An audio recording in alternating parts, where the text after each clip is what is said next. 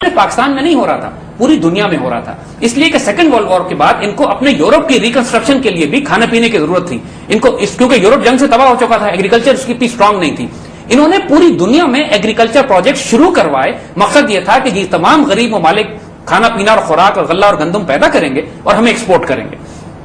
جی زید صاحب، دس از all very interesting, لیکن اس سے پہلے ہمیں ایک بریک پہ جانا ہے. Welcome back viewers. زید صاحب ہمیں بیک گراؤنڈ دے رہے تھے ایگریکلچرل پروجیکٹس کا جو 50s اور 60s میں شروع کیے گئے. ہم اسی پہ ڈسکشن کو کیری آن کریں گے.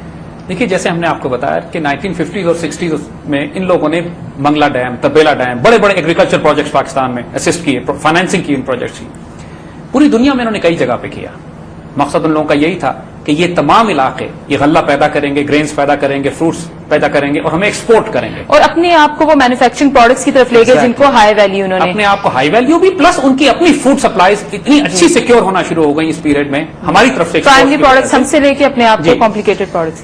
مگر 1974 کے بعد جب سے یہ کیسنجر پلان 75 میں فورڈ نے اپروو کیا ہے، آپ دیکھیے گا کہ پاکستان میں کسی بڑے ایگریکلچر پروجیکٹ کی طرف ہی ہم کو نہیں جانے دیتے ہیں. ہم اس کی طرف آئیں گے ابھی، لیکن جو بات ہم ایمفسائز کرنا چاہ رہے ہیں کہ دیکھیے اس وقت دنیا میں ڈیلیبریٹلی عالمی طور پر قحط برپا کرنے کا ایک پلان بنا لیا گیا ہے.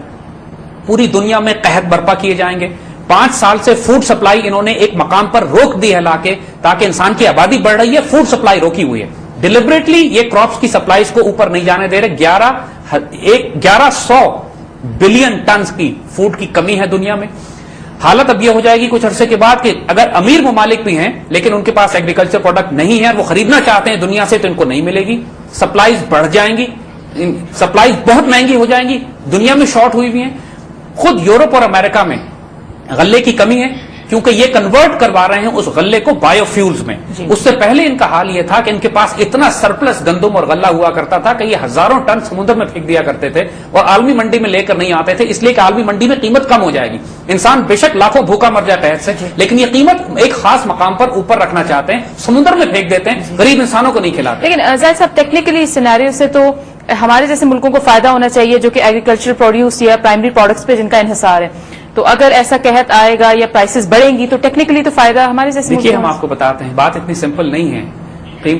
کانسیپٹ ہم اس کو آگے ڈسکس کریں گے، لیکن ہم ساتھ اس سے پہلے آپ کو جو بات اس کو مکمل کر لیں وہ یہ کہ جب ایک جو ہم بات کلیئر بتا رہے ہیں آپ کو، آپ ساری قوم کو یہ بات اچھی طرح سمجھ لینی چاہیے کہ آئندہ قحط کا وقت آنے والا ہے، اور قحط کے نتیجے میں جب ملکوں میں قحط پڑتے ہیں تو براہ راست ریسورسز کے لیے لڑائی ہوتی ہے. جب ریسورسز کے لیے لڑائی ہوتی ہے تو جنگیں برپا ہوتی ہیں. اس کا ایکسٹرا فائدہ جو ان کو ہوتا ہے، اس ملکوں کی پاپولیشن کم ہوتی ہے، آبادی کم ہوتی ہے جنگوں کے نتیجے میں. انہوں نے روانڈا میں لاکھوں قتل کروائے، کانفلکٹ کروائے. دنیا کا کوئی علاقہ ایسا نہیں ہے جہاں یہ کانفلکٹ برپا نہیں کر رہے ہیں غریب ممالک میں فالتو آبادی کم کرنے کے لیے.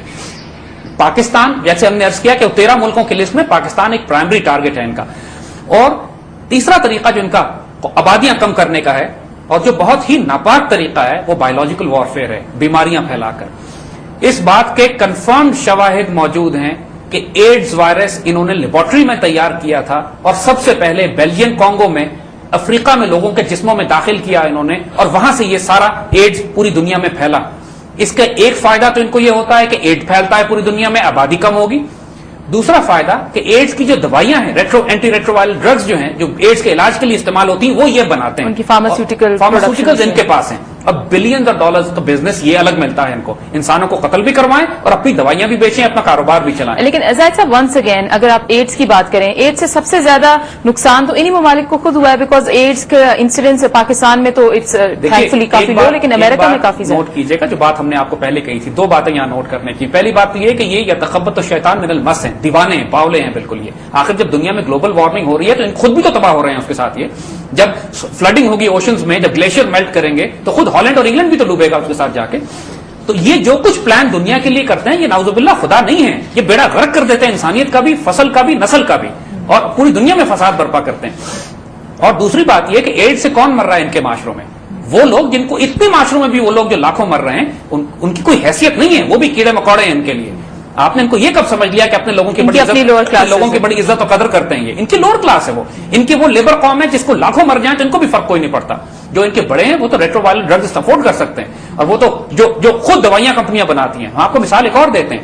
دیکھیے اینتھریکس 9/11 کے بعد امریکہ میں سینٹ میں اور کانگریس میں اینتھریکس کے لفافے وصول ہونا شروع ہوئے, اینتھریکس کا پوائزن جس کے اندر تھا. کسی مسلمان اسلامی جہادی گروپ نے یا کسی اور موومنٹ نے نہیں بھیجے تھے. بعد میں معلوم ہوا کہ خود انہی کے لوگوں نے وہ ڈسپیچ کیے تھے, مگر اس کے نتیجے میں پینک کیا کریٹ کیا کہ U S department of defense نے billions dollars worth of anthrax vaccines بنانے کے لیے اسٹاک پائل جمع کر کے رکھ لیے پورے امریکہ میں. اور مزے کی بات یہ کہ اینتھریکس بنانے والی جو ویکسین بنانے کی کمپنی تھی اس میں ڈونلڈ رمسفیلڈ کے شیئر تھے. You see, and this is how these people create alarm, ایک پینک کریٹ کرتے ہیں اور خود اپنے ریسورس سے بینیفٹ کرتے ہیں. دنیا میں جو قحط برپا یہ کر رہے ہیں اس کے جیسے ہم نے عرض کیا کہ فوڈ سپلائی کنٹرول کرنا ان کے لیے فنڈامنٹل ایلیمنٹ ہے اس پوری دنیا میں آبادی کم کرنے کا, جنگوں کے ساتھ اور قحط برپا کرنے کے ساتھ اور بیماریاں نافذ کرنے کے ساتھ. برڈ فلو کا وائرس ہے, چاہے وہ اینتھریکس ہو, چاہے وہ ایڈز ہو, ہر جگہ ان کا سینسٹر ایسپیکٹ نظر آتا ہے. میں نے عرض کیا نا آپ کو کہ یہ آلموسٹ کنفرم ہے یہ بات کہ ایڈز انہوں نے لیبارٹری میں پیدا کر کے دنیا میں چھوڑا تھا تاکہ اس سے آبادی کم کی جائے دنیا کے ان ممالک کی, خاص طور پہ غریب ممالک مر رہے ہیں. امیر ممالک میں تو لوگ جو مر رہے ہیں, امیر ممالک میں جو لوگ مر رہے ہیں ایگزیکٹلی وہ ان کے اپنے لوور کلاس ہے جو ان کے نزدیک جس کی موت ان کے لیے فرق کوئی نہیں پڑتی. مگر یہ اس قدر ناپاک لوگ ہیں. اور اس کی مثال خصوصاً اب ہم پاکستان کے حوالے سے بات کرتے ہیں کہ دیکھیے اب ہم ڈائریکٹ بات کر رہے ہیں, پاکستان ایک ٹارگٹ لسٹ پہ ہے. پاکستان کے یہ آبادی بھی کم کرنا چاہتے ہیں, ہمارے ملک کو توڑ کے چھوٹے حصوں میں بھی تقسیم کرنا چاہتے ہیں. یہ ایک گلوبل گیم پلان ہے جس کا آغاز کیسنجر نے کیا تھا. اب اس کو سمجھنے کی کوشش کیجیے. ہم آہستہ جا رہے ہیں اس بات کے اوپر اور تفصیل سے بار بار ایک ہی بات کو ایمفسائز کر رہے ہیں because this is something that you need to understand now. India ہمارا پانی بند کر رہا ہے. انڈیا پانی اس لیے بند کر رہا ہے کہ انڈیا کے پاس بھی پانی کی کمی ہے. اس کو بھی معلوم ہے کہ اگلے چند سالوں کے بعد ایک قحط برپا ہونے والا ہے. بنگلہ دیش کا پانی انڈیا روک رہا ہے, وہ دریا جو بنگلہ دیش میں جاتے ہیں انڈیا اپنے دریاؤں کو آپس میں ملا رہا ہے نہری نظام کے ذریعے. وہ زیادہ سمجھدار لوگ انڈس واٹر ٹریٹی کو بریچ کر رہا ہے بغلیار ڈیم. ہم نے ان کے ساتھ انڈس واٹر ٹریٹی کی تھی اس دور میں کہ جب پانی کی فراوانی تھی, جب ہمارے یہاں ڈیم بن رہے تھے. اب دنیا میں پانی کا قحط ہے, آبادی بڑھ گئی ہے, فوڈ سپلائی کم ہو گئی ہے, فوڈ ریزروز کم ہو رہے ہیں. اب تو خریدنے بھی جائیں گے تو غلہ نہیں ملے گا, ملے گا تو 10 گنا قیمت میں ملے گا. اس صورتحال میں اگلی جنگیں دنیا میں جو برپا ہوں گی وہ پانی پہ ہوں گی. یہ یاد رکھیے گا. وہ قوم زندہ بچے گی جس کے پاس پانی کے ذخیرے ہوں گے.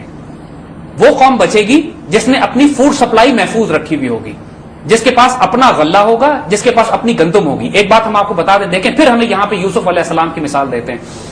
یوسف علیہ السلام کو اللہ کی طرف سے اشارہ کر دیا گیا تھا. اس وقت بادشاہ کو خواب آیا, اشارہ بادشاہ کو آیا کیونکہ یہ کام بغیر اتھارٹی اور بغیر پاور کے نہیں کیا جا سکتا. اس خواب کی انٹرپریٹیشن یوسف علیہ السلام نے دی, اور خواب کی انٹرپریٹیشن یہ تھی کہ 7 سال فراوانی کے ہوں گے. تمہارے پاس 7 سال کا مارجن ہے, غلہ جمع کر لو جتنا کرنا, کیونکہ 7 سال کے بعد 7 سال کا قحط آئے گا. اور وہ قحط اتنا خوفناک ہوگا کہ پورے خطے میں لوگوں کو غلہ اور کھانا اور گندم نہیں ملے گی. اور جس کے پاس جو سمجھدار ہوگا, جو اللہ کے دیے ہوئے اس اشارے کو سمجھ لے گا, وہ بچے گا. ورنہ قحط, بھوک, جنگ, بیماریاں, فاقہ تمہارے اوپر مسلط ہو جائے گا. یاد رکھیے گا یہ وارننگ انٹلیکچوئل بیسس پہ بھی اور سارے جنگی اور جیو اسٹریٹجک صورتحال کو دیکھ کے بھی پاکستان پوری قوم کے لیے یہ وارننگ ہے. ہوشیار ہو جائیں اس بات پہ, اگلے چند سالوں میں خوفناک پانی کا قحط پڑنے والا ہے. اگلے چند سالوں میں جنگیں برپا ہوں گی پانی کے اوپر. زائنسٹ گیم پلان جو ہنری کیسنجر کا ڈیزائن کیا ہوا ہے پاکستان کی آبادی کم کرنے کا,